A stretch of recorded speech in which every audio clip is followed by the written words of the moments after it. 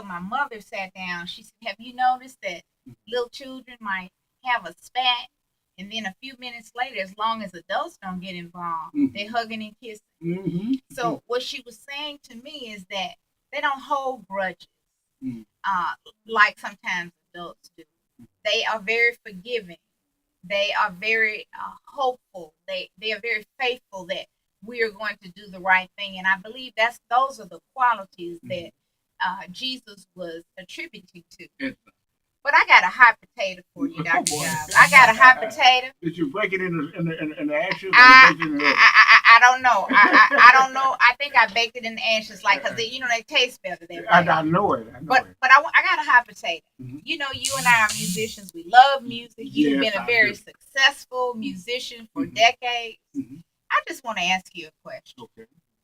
What do you think that some of the music that our children are listening to has a negative impact on our community?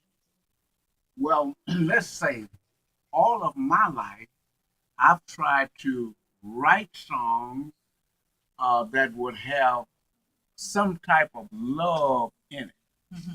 Now there is agape love, and then there is, divine Eros, love. erotic. But what I'm saying is that whenever we here at the KOKA play something that people may not refer to it as gospel, it's a love song.